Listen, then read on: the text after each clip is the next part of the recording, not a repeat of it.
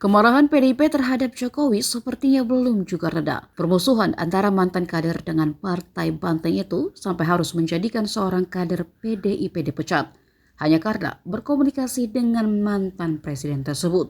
Effendi Simbolon dipecat dari keanggotaan partai karena bertemu dengan Jokowi. Juru bicara PDI Perjuangan Aryo Seno Bagoskoro menegaskan Effendi dipecat dari keanggotaan bukan hanya karena mendukung pasangan calon gubernur dan wakil gubernur Koalisi Indonesia Maju Plus Ridwan Kamil Suswono pada Pilkada Jakarta 2024.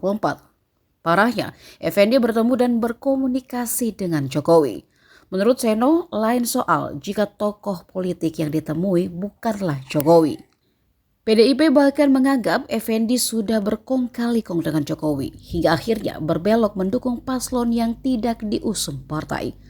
Kata Seno, Effendi mungkin saja tidak akan sampai pada pemecatan jika hanya bertemu dan berkomunikasi dengan tokoh politik selain Jokowi. Download Tribun X sekarang, menghadirkan lokal menjadi Indonesia.